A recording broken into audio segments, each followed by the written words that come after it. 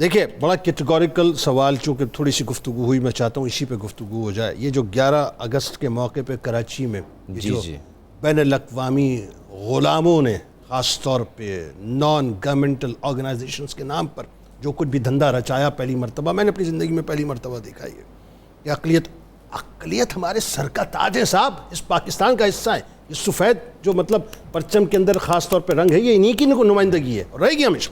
پاکستان کیسا ہونا چاہیے، قائد اعظم کیسا دیکھنا چاہتے تھے؟ ایک بات، کیا سیکولر پاکستان دیکھنا چاہتے تھے، اسلامی پاکستان دیکھنا چاہتے؟ بتائیے ذرا. بسم اللہ الرحمن الرحیم. جنید بھائی، سب سے پہلے آپ کا چینل کا شکریہ، آپ نے مجھے آج 77ویں جشن آزادی کے موقع پر مدعو کیا اور موقع دیا کہ میں اپنے حصے کا مقدمہ پیش کر سکوں. یہاں میں آغاز کرنا چاہوں گا حکیم الامت ڈاکٹر علامہ محمد اقبال کی ایک نظم کے ایک چھوٹے سے شعر سے. آپ فرماتے ہیں، اپنی ملت پر قیاس اقوام مغرب سے نہ کر، خاص ہے ترکیب میں قوم رسول ہاشمی. انفارچونیٹلی جس طرح میرے وردی کولیگز نے بھی بتایا کہ آج کا یہ جو دور ہے جس میں نیریٹو شیپنگ، نیریٹو بلڈنگ کی جا رہی ہے، پروپیگنڈا کیا جا رہا ہے، کسی دور میں یہ تمام چیزیں ہوا کرتی تھی ایک چھوٹے سے گروپ، ایک چھوٹے سے حکومتی ریاستی سیگمنٹ کی حد تک. اب تو انسٹیٹیوشنلائزڈ ہو گیا ہے پروپیگنڈا، اب تو نیریٹو بلڈ کرنا انسٹیٹیوشنلائزڈ ہو گیا ہے. اس کے پیچھے millions and billions of dollars کی پوری انڈسٹری کھڑی ہے. میڈیا انڈسٹری آپ کی کھڑی ہے، ڈرامہ انڈسٹری آپ کی کھڑی ہے، سپورٹس انڈسٹری کھڑی ہے، انٹرٹینمنٹ انڈسٹری کھڑی ہے، اور پورے کا پورا ایک مخمصہ بائی ڈیزائن کریٹ کیا جاتا ہے.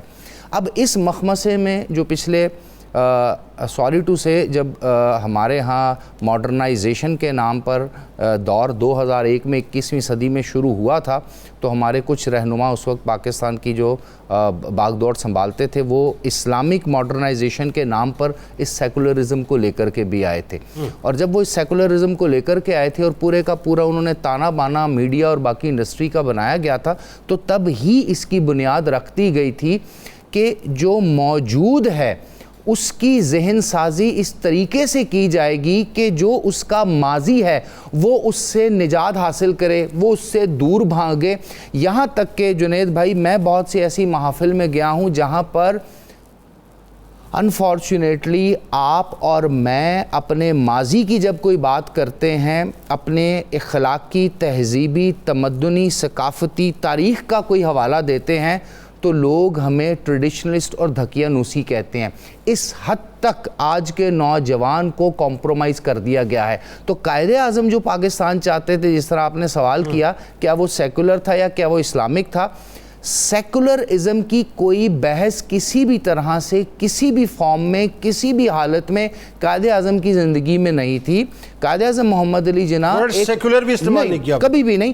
آپ ایک ماڈرن، ماڈریٹ اور ایک ایسا کمپنسیٹنگ معاشرہ چاہتے تھے جس میں ہر طرح کے لوگ آزادی سے رہ سکیں، اپنی رائے کا اظہار کر سکیں، under the umbrella and the legal system and framework of Islam. میں پھر اسلامی فلاحی ریاست چاہتے تھے. میں پھر ریپیٹ کرتا ہوں کہ ہر قسم کے لوگ، ہر طرح کے لوگ، آزاد خیال لوگ بھی رہ سکیں، سیکیورٹی کے ساتھ رہ سکیں، but under the umbrella of Islamic legal frame work. کیوں؟